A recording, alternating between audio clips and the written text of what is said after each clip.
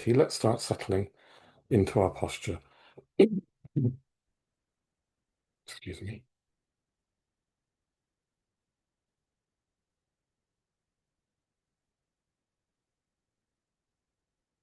Settling onto your seat.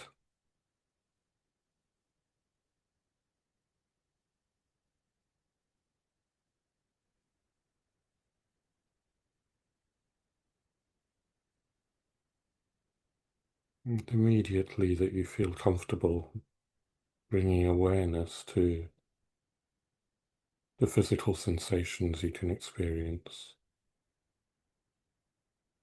particularly the sensations of contact with the ground and with the seat under you.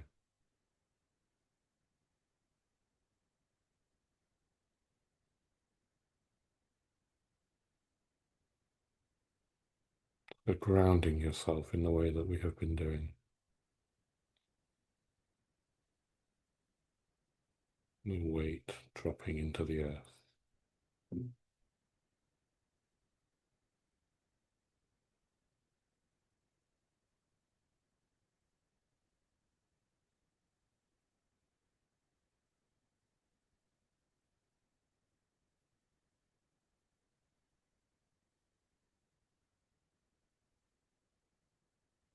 And you're looking for a sense of ease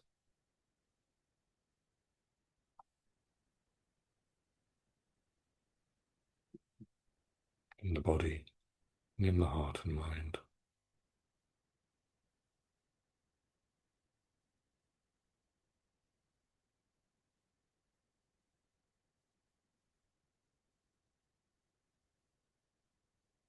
But perhaps even more important than that is just awareness of however you are. A metaphor, patient awareness of whatever there is in your experience.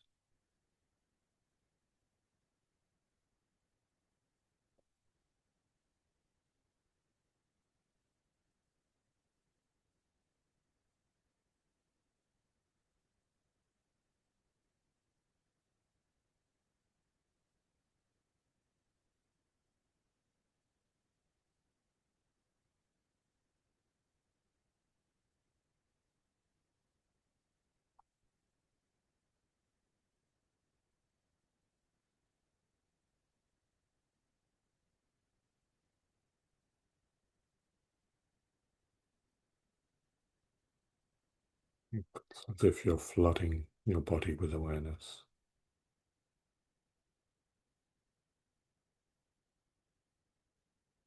And seeing if you can experience the body not as a concept, but as a mass of sensations,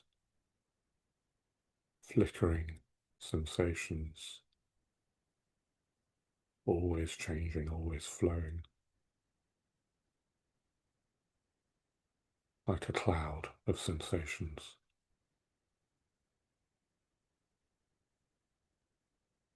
A mass of energy.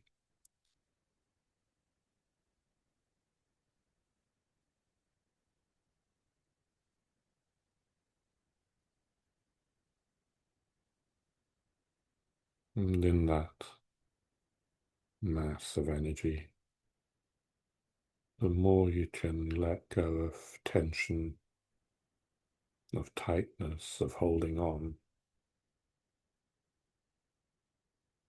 the more pleasurable it becomes, the more energy is released. So softening where you can.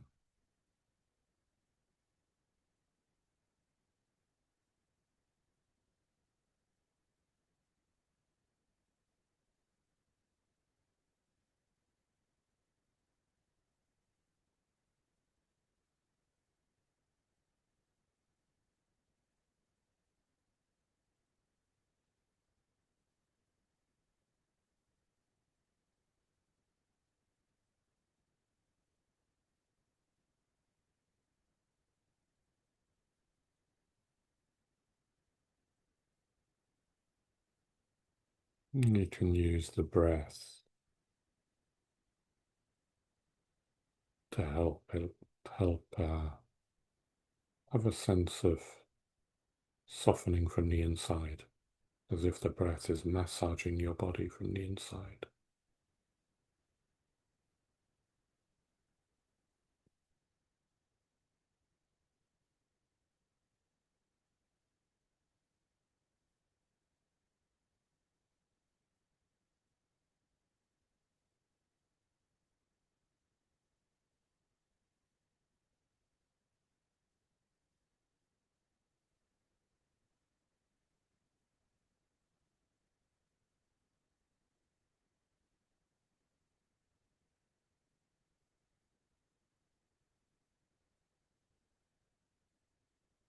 And as well as softening in the body, see if you can soften, open in the heart center, soften in your emotional world. So much energy is tied up in hardening our heart.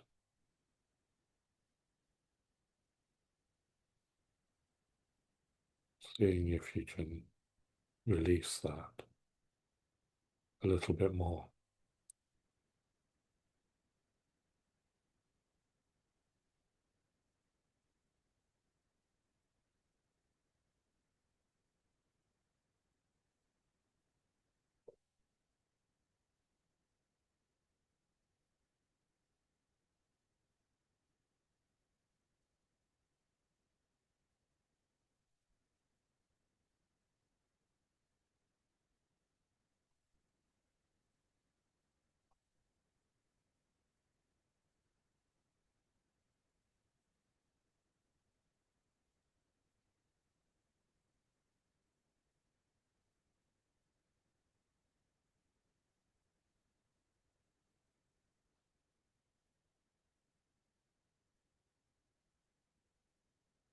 And imagining the mind to be like a clear, boundless blue sky.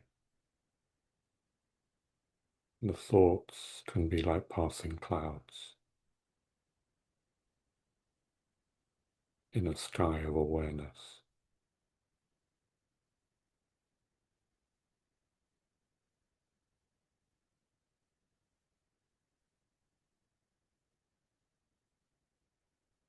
Body like a mountain, heart like the ocean, mind like the sky.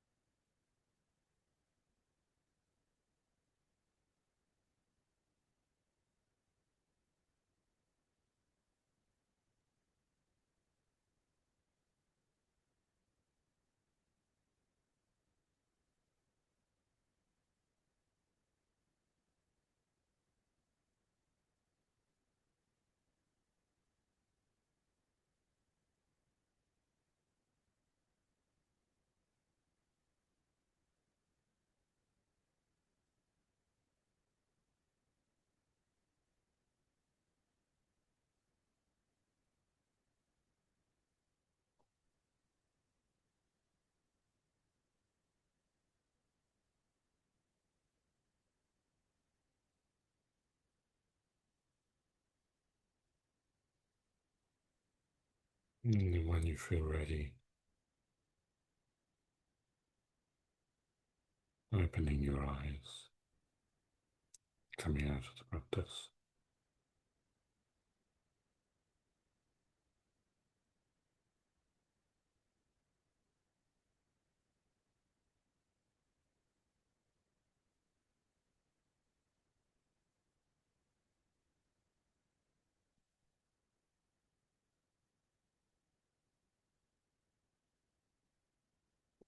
Welcome if you've just arrived.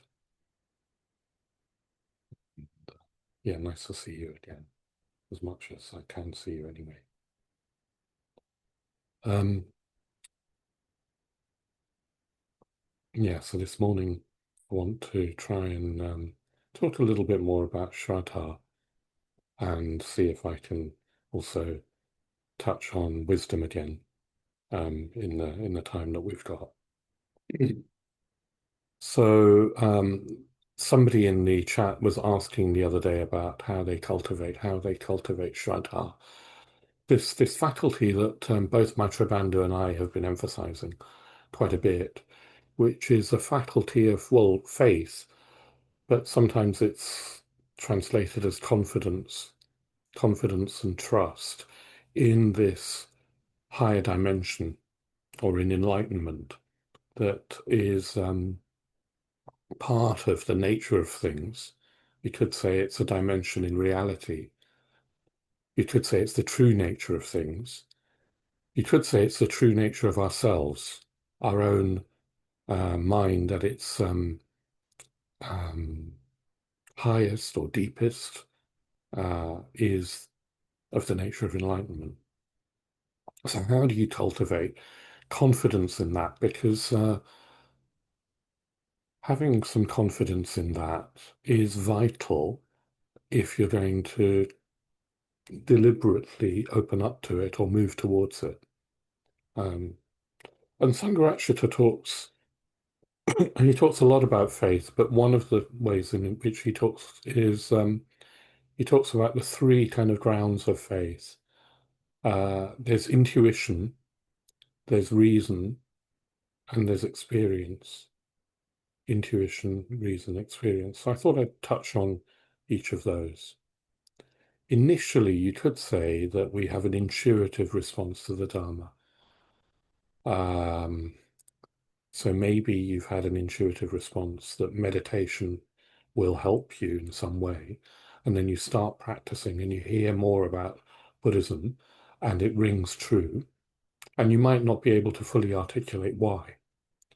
Sometimes people say that when they walk into the London Buddhist Centre where I'm based, they feel as if they've come home.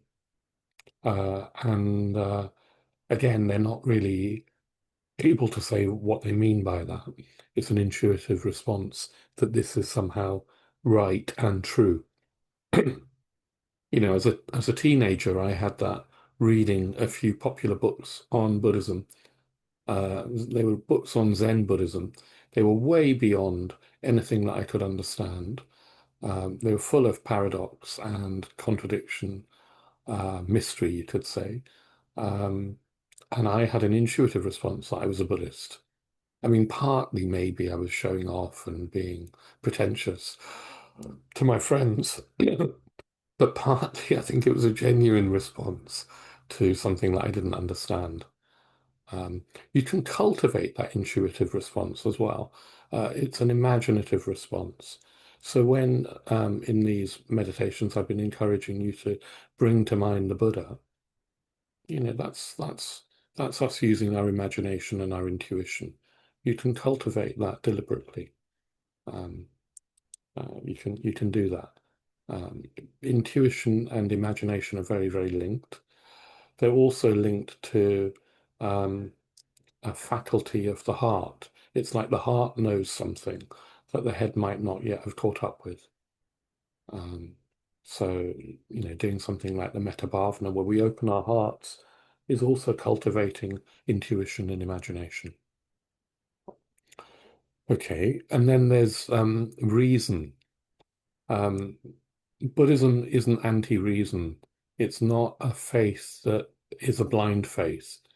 Um, there isn't a sense in Buddhism where you have to stop thinking and just believe. That's not how Buddhism works. In fact, Buddhism says you have to develop and use your reason. Uh, so you read and study and discuss the views, the teachings of Buddhism, and see if they, what's the word, if there's an internal consistency, if they if they seem reasonable, but also add up to, they're consistent. They're consistent with reason. Um, uh, that's not to say that Buddhism sees reason as the highest value or faculty. Um, Enlightenment is said to be an experience that transcends reason. Uh, it transcends all concepts, and in that sense, it transcends reason. However, it's a transcendence of reason, not a falling below reason. It's not unreasonable. It's just that reason takes you as far as you can go. You use reason to take you as far as you can go, and then you have to have a leap of imaginative faith. Um, uh, some of the greatest Western philosophers get to the point where they say that they've come to the end of reason. Kant did that, Wittgenstein did that. You get to a point where concepts run out on you, but you do need to uh, use that reason. You don't have to be a Kant or a Wittgenstein. You have to use your reason as far as your reason can take you. And that means studying the Dharma, discussing it, reading it, etc. Yeah. And then experience. Well, experience is the real ground. Because intuition, let's face it, can be wrong. Intuition can be muddied by my desires.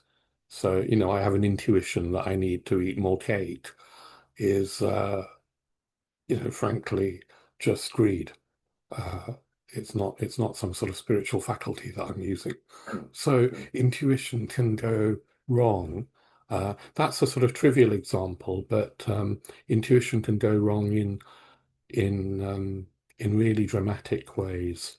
Um, I can remember Subhuti, one of my teachers, talking about reading a memoir of or biography of Ayatollah Khomeini, and he said that Ayatollah Khomeini obviously, well, Subhuti felt he was a mystic and that he had intuitive experiences, mystical experiences, that Subhuti could recognize as it were, in line with what Buddhism teaches.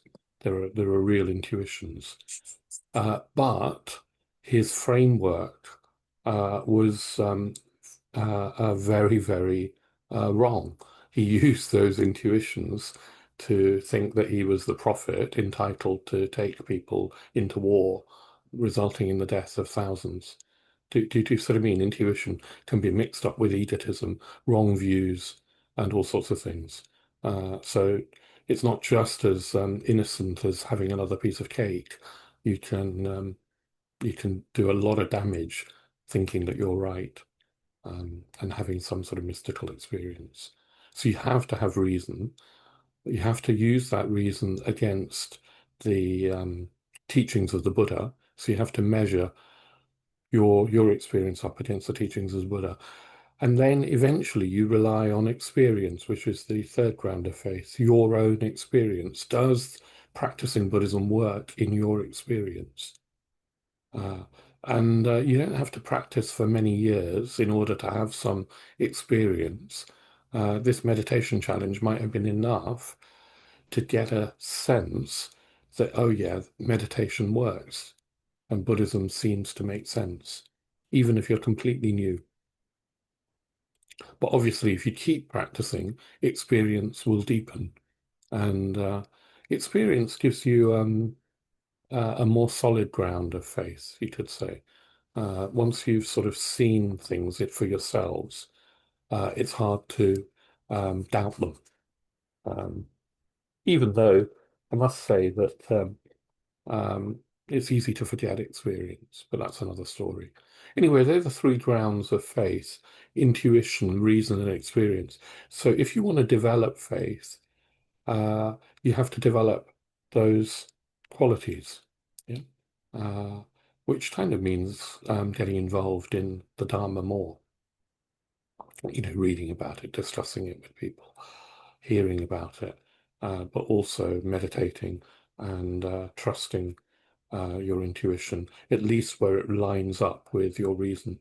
and then taking confidence in any little experience you have that this is working.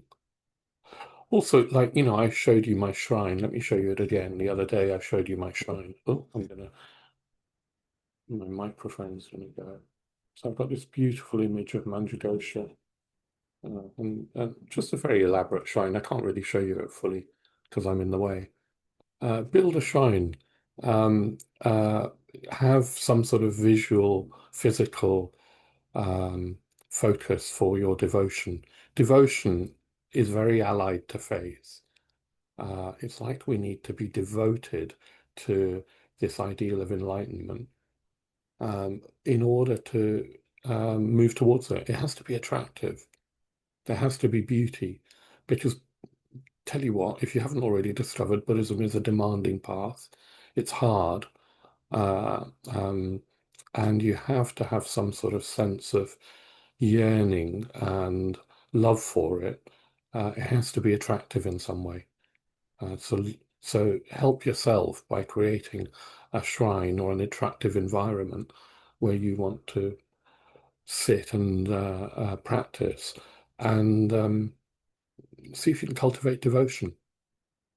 It's unfashionable in our culture to cultivate devotion. Partly, we live in an age which is has a sort of materialist philosophical underpinning. You know, uh, this may not apply to you, but the culture around us can can lean towards saying that matter is all there is in the universe, that we too are just biological machines, that when the body dies, that's everything. Consciousness is just a phenomenon generated in the brain, and there's no more to us or the universe than matter, whatever matter is. That's a kind of cultural, predominantly cultural kind of view that we're surrounded in. And if matter is all there is, and life is just about, um, making, I don't know, the most of this material world in a material body, then there's no room for value. There's no real room for higher values of beauty and love, and there's no point in trying to cultivate something higher, particularly if it's difficult to cultivate. You might as well just go shopping and, buy more things and eat more cake. Or if you don't want to eat cake because it's unhealthy, you just make your body as fit and healthy and beautiful as you can, because that way you'll maximize your chances of pleasure and living as long as you can. Uh, it's a very nihilistic framework that we live in. So devotion is unfashionable. Buddhism goes right against that nihilistic framework and says that values are predominant, that consciousness is primary, that matter is, if anything, it sort of is an experience in consciousness. Consciousness is primary. Some forms of Buddhism go as far as to say that consciousness is the fundamental reality, whatever consciousness is, and all experience is a manifestation and arising in and of mind. Everything is mind. Uh, and that's a deep position that I can't go into in the 5 minutes that I've got left. Uh, but all I'm trying to say is that Buddhism puts a lot of emphasis on mind. That is the starting point and the end point of Buddhism. And it's saying that you can develop your mind. And mind is not limited to the body. It doesn't get extinguished when the body dies. Uh, uh, Mind can be cultivated and developed. We can have, well, we do have a responsibility for our mind and our mental states. Buddhism is very, very challenging about that. So that whatever happens to us, we can't control life, but we can take responsibility for our responses of mind and heart. So if you can cultivate some confidence in mind, uh, some confidence that material stuff, matter is not all there is, then that will help you open up to these wisdom teachings. Yeah, it'll help you open up to that.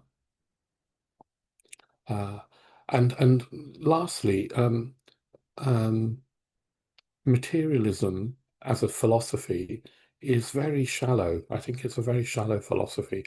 Um, I don't think it's a very intelligent one, uh, because every moment of our waking life and even in sleep, we're having experiences of awareness, of consciousness, of mind, and materialism doesn't explain why we have those experiences, why we can see things, taste, touch, hear. Consciousness can't be explained, it can't be reduced to atoms. And even I studied physics a long time ago, and even physicists who might believe that matter is all there is have had to conclude that they don't know what matter is. Yeah, they don't know what that is anyway. It's far, far more mysterious than little billiard balls bouncing around. So question your assumptions, your deepest assumptions about life, and open up. See if you can open up in a receptive way to the fact that we don't know what's going on, that materialism doesn't have the answers, that consciousness is really mysterious. Yeah. That's kind of essential if you're going to open up to these uh, wisdom reflections, these wisdom teachings, and open up in a way that is productive. Because otherwise, if you're a materialist and I say there's no real essential self, uh, there is only this flow of experience. If you're a materialist, you will conclude that there's nothing. There's nothing. The body will die. There's nothing. Does that make sense? Uh, and then you won't have this experience of release, of bliss, of knowing, of love, of a non-dual realization that separation is an illusion. This freedom that arises from that. All of the qualities of the enlightened mind won't open up if your underlying view is that death is the end of everything because matter is all there is and we are just biological machines. Okay, so I've said a lot there. There's a lot to take in. Um, uh, all I'm trying to say is that views are important. Views are really important. And these wisdom teachings assume that you have a dharmic um, view set, um, uh, uh, um, dharmic assumptions, Buddhist assumptions. Uh, and if you do, or if you cultivate them, because it's not a once and for all thing, if you cultivate right view, again, by reflecting, listening to the Dharma, reading the Dharma, discussing it, and then you meditate on these wisdom teachings, you're more likely to have an experience of liberation. You're more likely to, uh, um, yeah, open up, and for it not to go wrong, like it might have done for the Ayatollah Khomeini. Well, it did, didn't it? It did go wrong. So, uh, if you do want to cultivate faith, it's a whole path. That's what I'm trying to say. It's not just um, a one-off thing. Faith is the whole path. Shraddha is the whole path of intuition, reason, and experience. And it's said that Shraddha shades into prajna. Prajna is wisdom, enlightened wisdom, this non-conceptual realization of the way things really are. Shraddha becomes prajna, it deepens into prajna. Yeah. Okay, so that's all I'm going to say. I'm going to lead us in another meditation that where I'm going to encourage us to let go with these reflections of not me, not mine.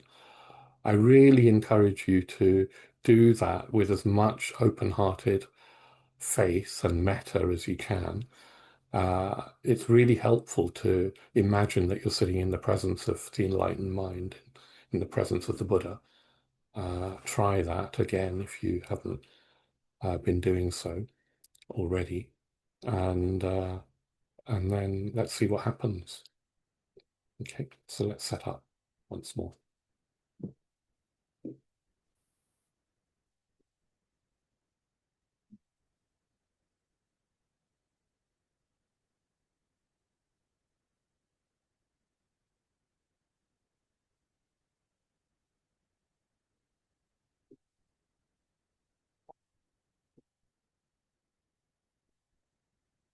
But taking some time to make sure you're comfortable and able to sit still for 20 minutes or so.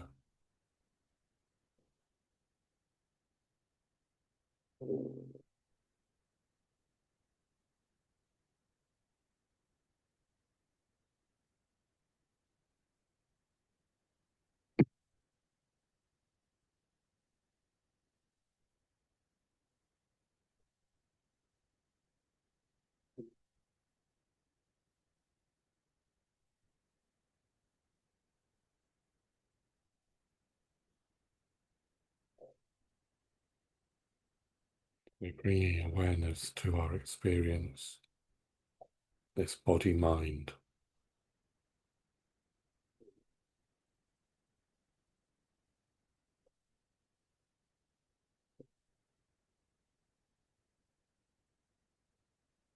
grounding the body,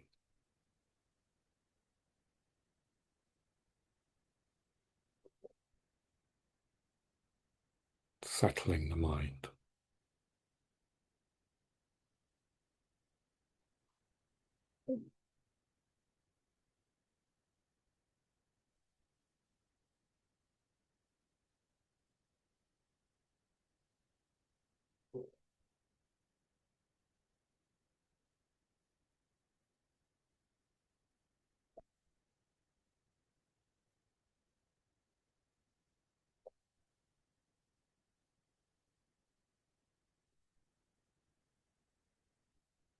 See if you can experience the body as a mass of energy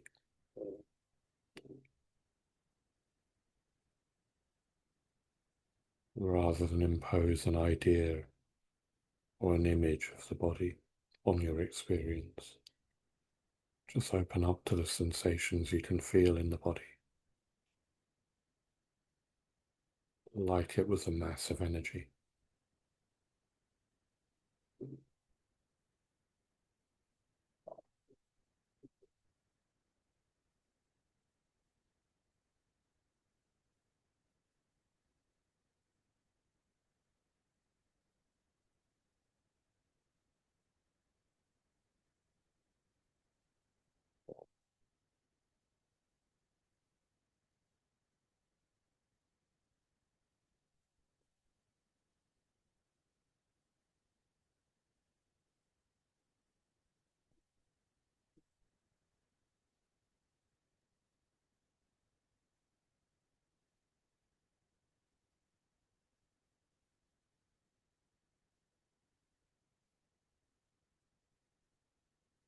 And imagining you're in the presence of the Buddha,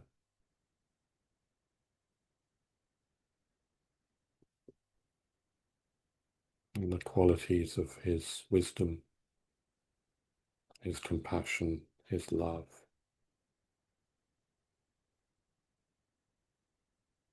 his energy, and his unshakable stillness and peace.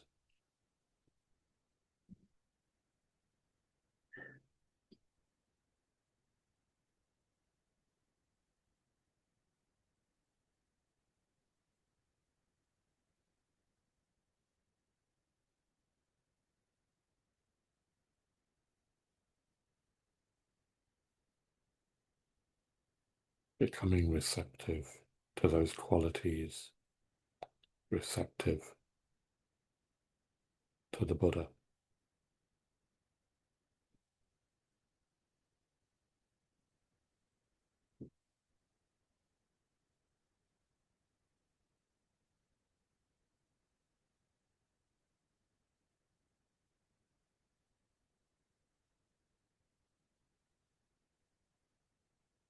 You might even imagine light, perhaps golden light, coming from his heart into your heart, filling your body and mind.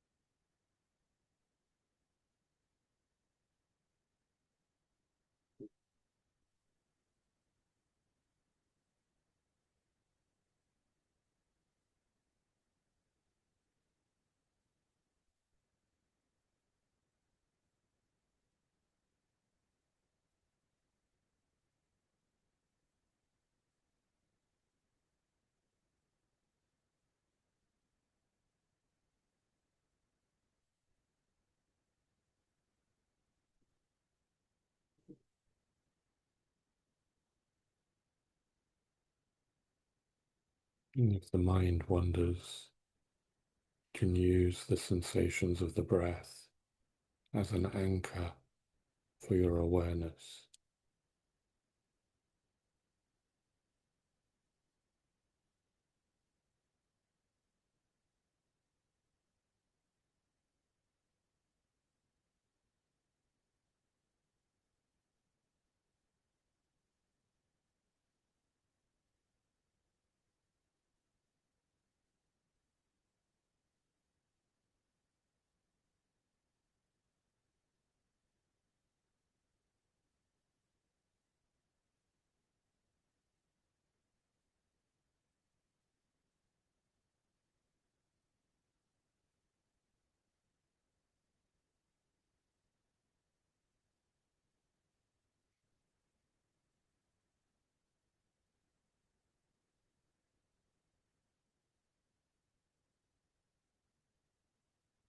As you bring more awareness to your experience,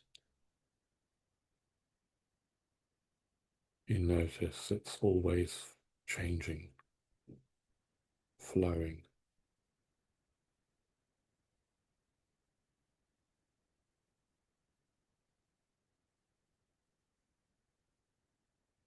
This mass of sensations is never still.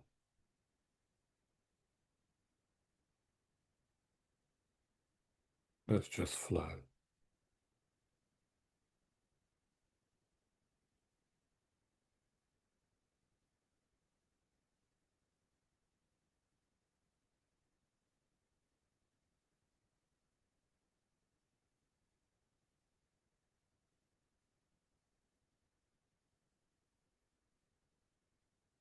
And that flow of experience is not me. It's not mine. It's not myself.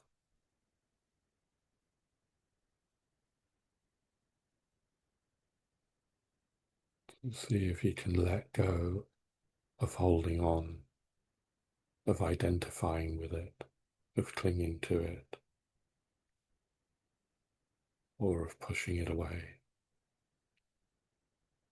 Just let it go, let it be. Not me, not mine,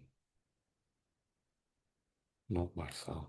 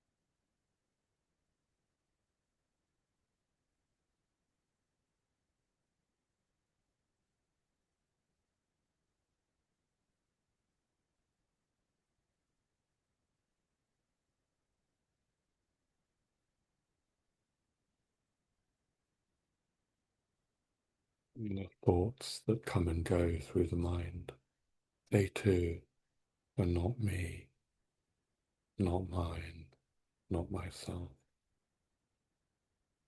They're part of the flow of experience,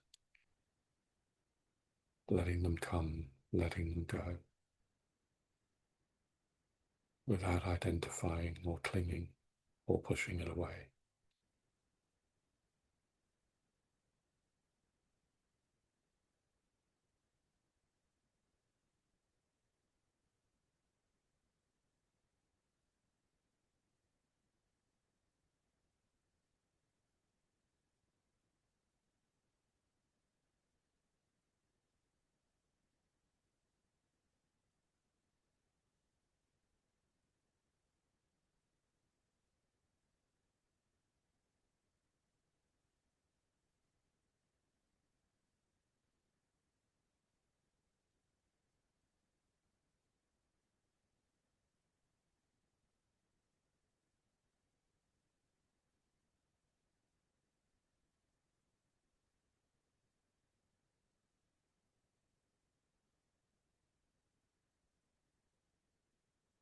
Keeping the heart open,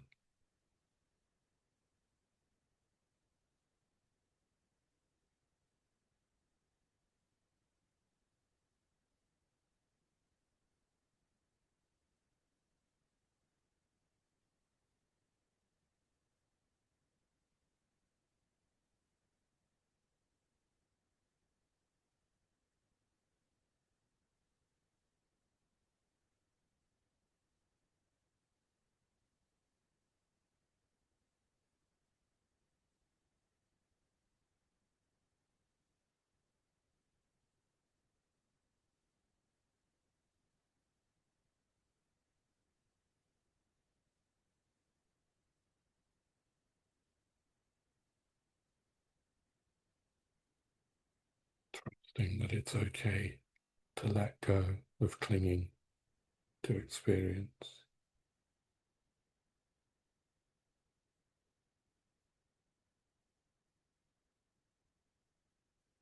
Let go also of rejecting or pushing away experience.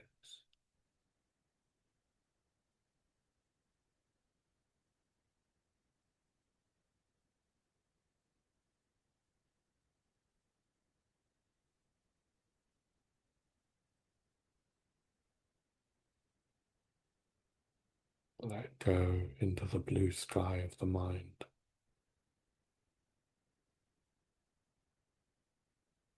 where there's nothing to hold on to, no one doing the holding.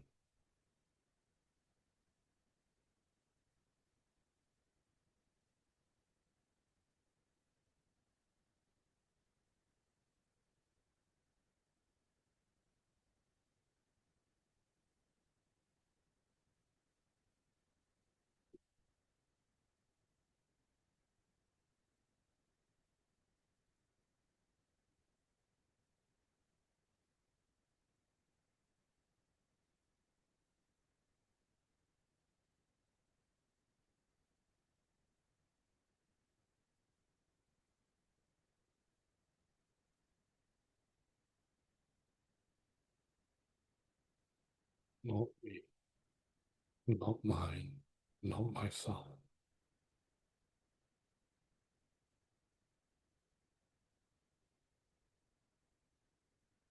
Just this flow.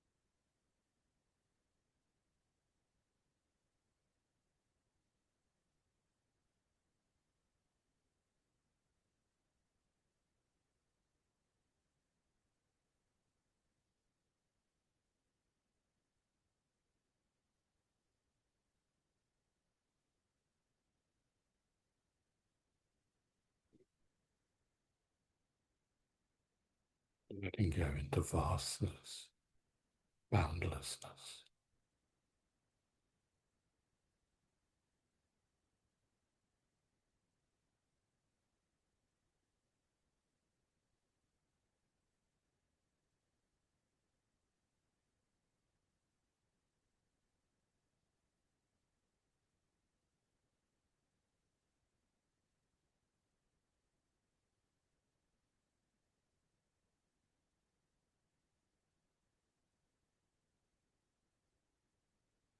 The sky of the mind.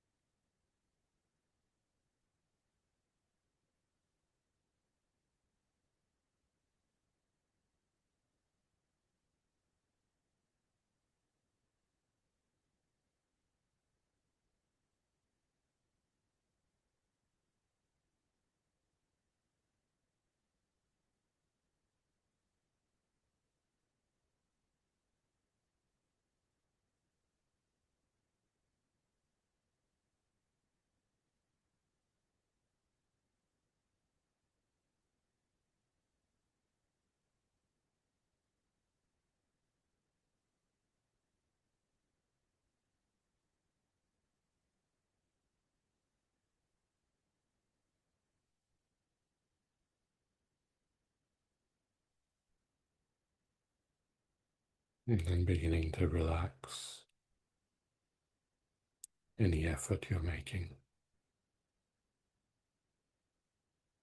And just sitting in awareness without trying to do anything in particular.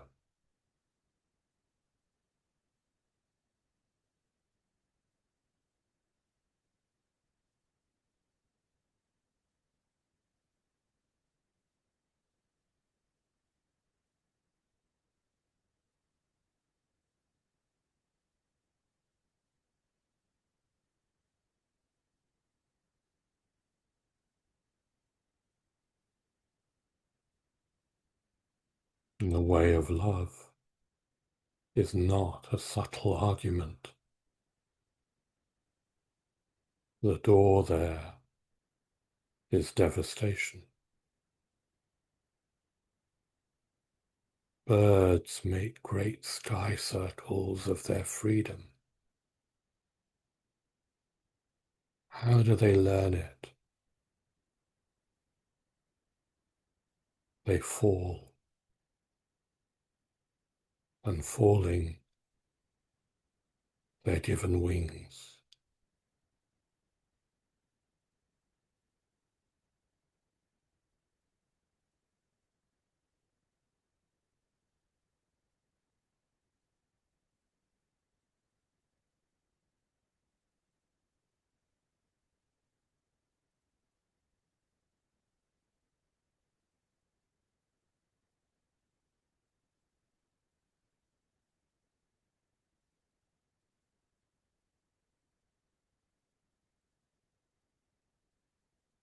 When you're ready,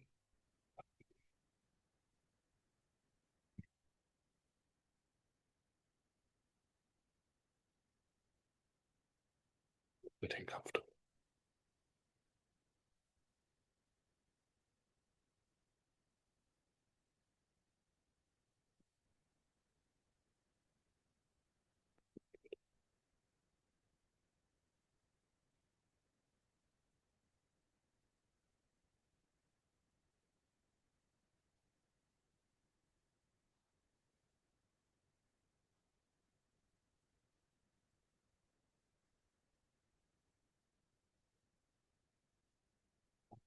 Brief little meditation, wasn't it? But hopefully it starts to give you a taste of um, wisdom practice in Buddhism. It is only just a little, tip tongue taste or whatever. There's much, much more to say. What I wanted to try and do was um, sort of entice you a bit to explore further.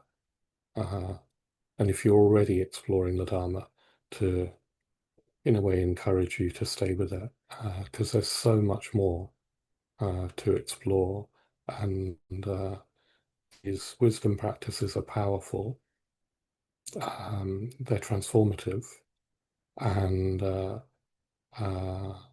they can change your life. They come with a health warning. They'll change everything if you let them. They'll change everything.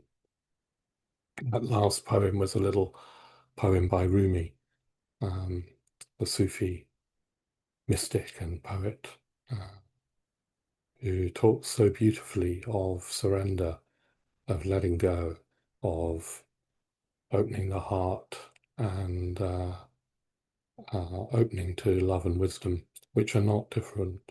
Wisdom and love are not different. They're two sides of the same thing. So keep practicing. That's the main thing that I want to say. Keep practicing. Go deeper, and tune into Maitreya Bandhu tomorrow. Come, if you can, in person to the London Buddhist Centre tomorrow morning, where he'll be doing his final meditation masterclass of this challenge. And give if you can. Thank you if you've already given. So many of you have actually already given. Give money, I mean. You have already given quite a lot. But we do need lots and lots of money to keep going. I don't know where we are. We're not at the £10,000 target, but I think we were getting really close. So it'd be a real shame not to meet that target, or at least let's get as close as we can. So if you can possibly give, give. Even if you've given already, and you can give more, if you can give more, please do. I think the Dharma is the most precious thing in the world. The world needs the Dharma. The world's in such a precarious and parlous state. It seems madness, even just reading the news from the last week. It's bonkers. The world needs the Dharma more than everything. And I think you can help others to hear the Dharma by supporting um, the spreading of the Dharma through supporting the work of the Buddhist Centre in London. So let's see if there are any questions just in the last 5 minutes. There's been quite a few questions about maintaining a practice in terms of regular meditation practice and what to engage with next in terms of books, maybe. Yeah, yeah. So in terms of meditation, use the app to uh, create your own practice. There are guided meditations on there. There's a timer on there, all sorts of things. Ideally, you have a daily meditation practice of at least 20 minutes. If you've already got that, increase it to 30 minutes if you can. 40 minutes would be better. 50 minutes, an hour would be great a day. If you can't manage an hour, try and do two 20, 30-minute meditations, one in the morning, one in the evening. It's cumulative meditation, of course, like anything that is of worthwhile. So stay with it. Um, Tune in to the London Buddhist Centre. Come in person if you can.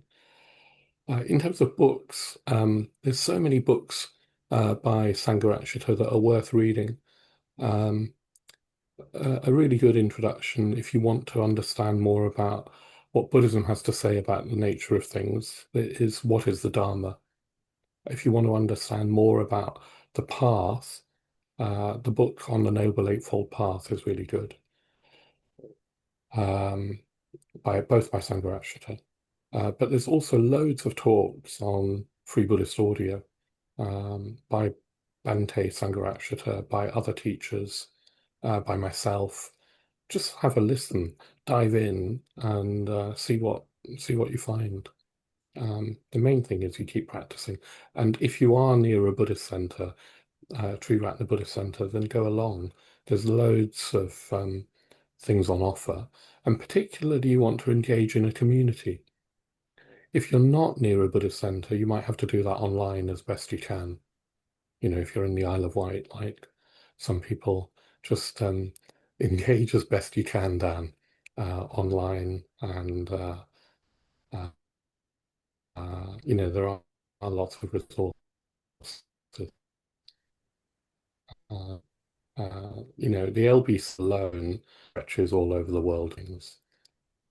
So don't despair. There's a lot of resources, but if you can person, that's much, much better. Much, much better. It's an adventure, and really try and fit yourself in as best you can, as much as you can.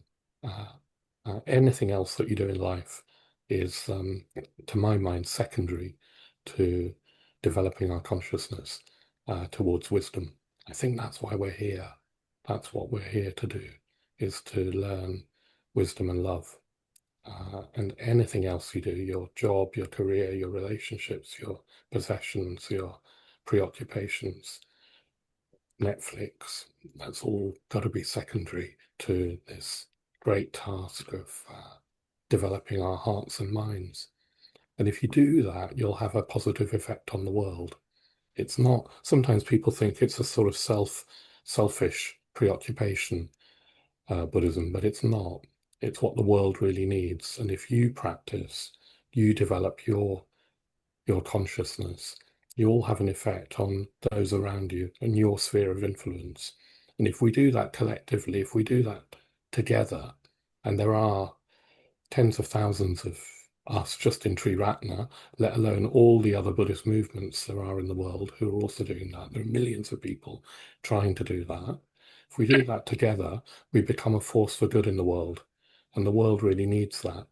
I think that is a better form of activism than any other form that you can engage in. And I'm not trying to dismiss the other forms, but I think working on our hearts and minds, transforming consciousness, is what humanity really needs. Unless we collectively and individually raise our level of consciousness, I think we'll always have the wars and the global problems that we are so enmeshed in at the moment. So many of those problems are caused by human beings not having a higher degree of consciousness, but acting from greed and hatred. So I think it's a project that is the solution for humanity to survive, let alone to move forward. We have to work on our minds and our consciousness. And I think Buddhism is the clearest path.